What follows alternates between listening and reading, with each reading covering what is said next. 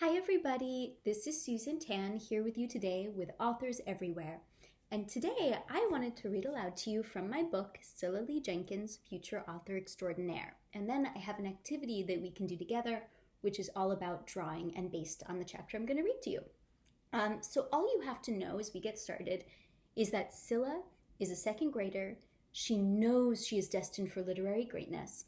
And she has just found out at the very beginning of the book that she is getting a new younger sister. And she is not happy. In fact, she is so not happy that she calls the baby the Blob, because that's what she says babies look like. And CILLA has decided that before the baby is born, she has to write her first ever best-selling novel, so no one in her family can forget who the best sister is, which is of course her. So this is where we're sort of diving right in. And if you read the rest of the book, you'll learn that CILLA maybe has to rethink her feelings about the baby, right? And maybe a new baby sibling is not so bad after all. But so that is farther away at the end of the book. But let's dive in. So, Chapter 1, Families and the Forces of Darkness. I'll start by introducing my family, since lots of my stories have them in it. Also, they're pretty great. There's me, who you know, and my mom and dad.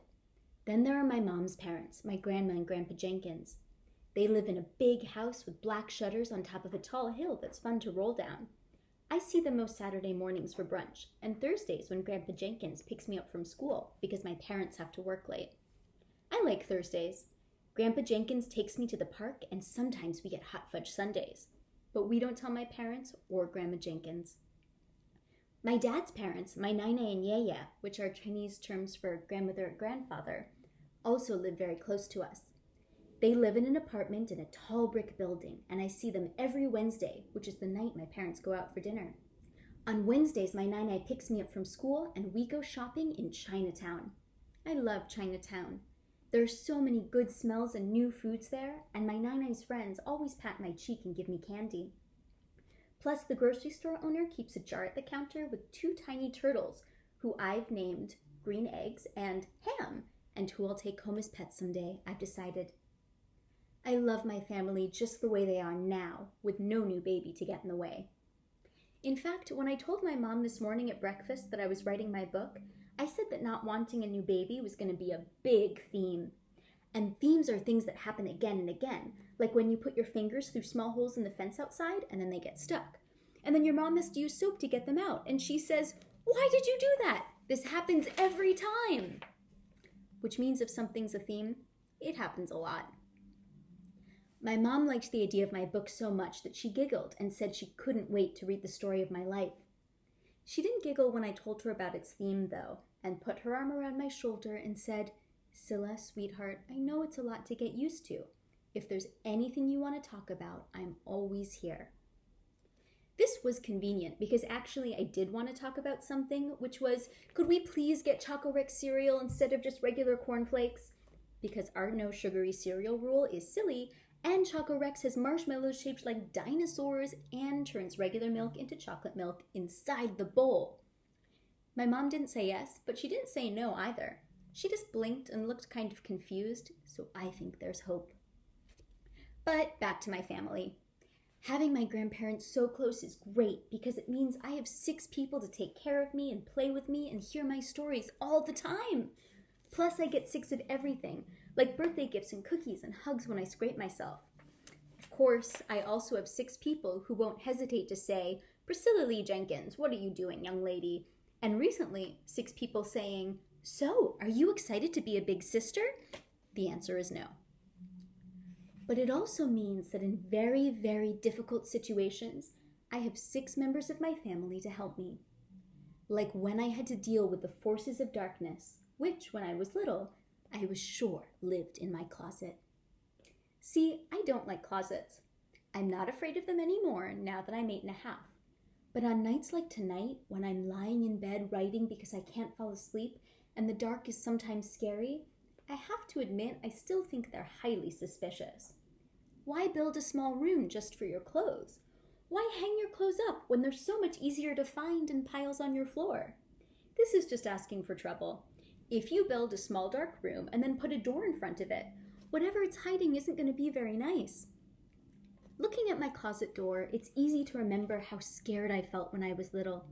Because when my parents said goodnight and the light turned off, I knew there were monsters in my closet, waiting. I imagined big slimy monsters with horns and smelly feet. I imagined tiny monsters no higher than my socks. And I'd call for my mom and dad because even small monsters are scary. My mom would say, "Cilla, there are no such things as monsters." And my dad would open all the closets and say, "See, monster-free, feel better?" But the answer was no, because everyone knows that monsters learn how to hide themselves in monster school. My parents would kiss me on the cheek and leave. I'd lie waiting, and then something would rustle, or I'd imagine something had rustled or was about to rustle.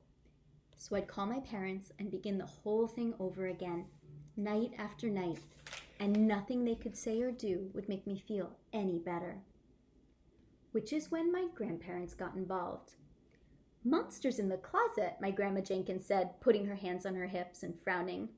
"Nonsense. You should just let her be," she said, turning to my mom.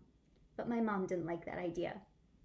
My Nine-Eye said, "There are no such things as monsters. Such an imagination." She made a tisking noise and shook her head. And even my Grandpa Jenkins, who my grandma says will believe anything, which means he's the best kind of reader there is, told me, "You know, monsters are just made up, like all your other stories. Hey, maybe you could make up a story about your monsters and imagine that they're friendly." But this wasn't helpful either, because monsters are serious business. You can't just control them with a story. And monsters are not friendly, these people. Which is when my yaya invited me to come with him to run errands, which I sometimes do because I like to hear his stories, and because he needs my help picking out new ties. Never green, sometimes blue, polka dots always a plus. But that day, Yaya didn't drive us to the tie shop or the bookstore or the tailor or any of the places we usually go. Instead, we went to a big store with frames and mirrors everywhere, and over to a wall filled with metal poster racks. "So, Cilla," Yaya said, looking serious as he flipped through the racks, "you are having trouble with monsters." I know, I sighed. "They aren't real, I'm being silly, there's no such thing."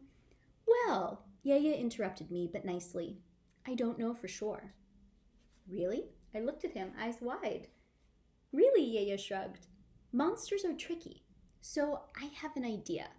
Just in case there are bad things." "Slimy things," I added. "Smelly things?" he asked.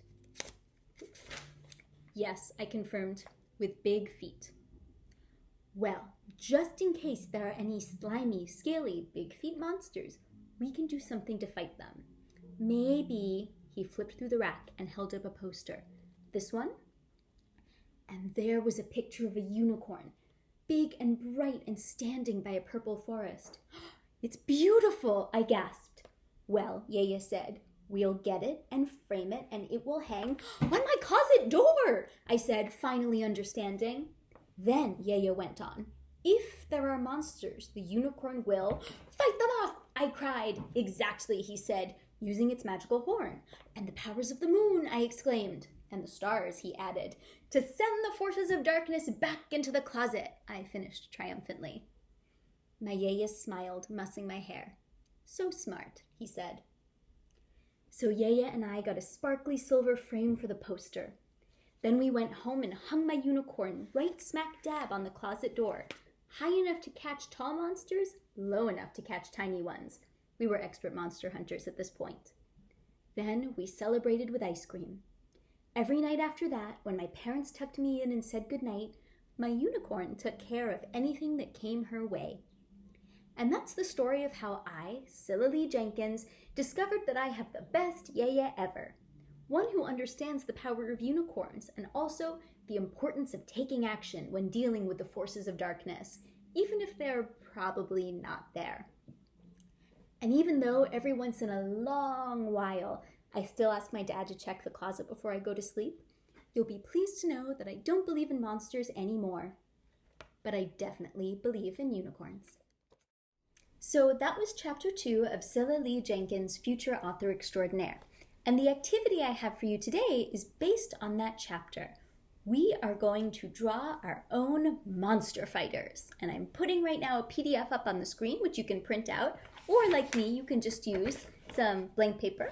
But what I'm going to ask you to do is to imagine a creature that is so cool, right, and so powerful that you know that it could scare off any monsters that came your way, just like CILLA.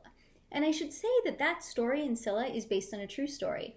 So like CILLA, I did not really like closets. I thought that there could be monsters in them. And I knew there probably weren't, but I was still kind of scared of them. And finally, it was getting a unicorn poster that made me feel better, because I knew I had my unicorn looking out for me. And just, I will share with you one fun fact that I'm not afraid of closets anymore, but I still like keeping my clothes in piles on the floor. Don't tell my mom, don't tell her. So I'm gonna grab my drawing supplies and I'm going to model for you really quickly what my monster fighter would look like. So cue the dramatic music.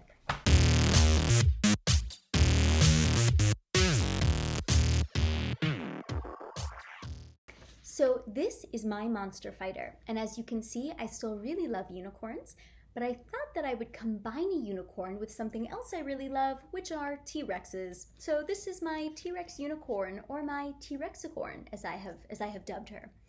And one thing that I think is really cool about an exercise like this is that you get to pick whatever kind of animal or creature you want, real or imaginary or totally made up by you. And I think that sometimes when you get to do that, and when you get to create a character that's so you, your characters can sometimes feel really magical. They can feel really real. And in fact, sometimes they feel so real that they become real. So this is Sally, my T-Rexicorn.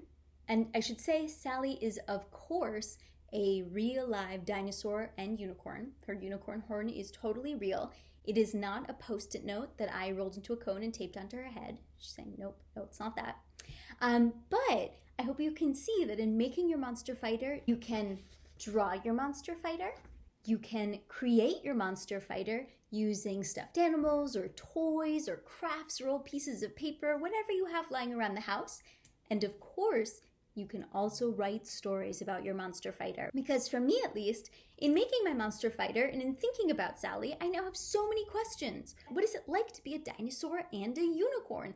What powers do you have? That must be so cool. So I think I might go and write a bit about Sally's story and what it is like being a T-Rexicorn.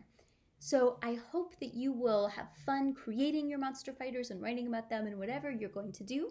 I would love to see what you end up making. If an adult says it's all right, you can tag me on Twitter or Instagram at SusanSMTan. I would love to see your drawings or creations or stories. Thank you for coming to create with me and with Sally, and we will both see you again here very soon.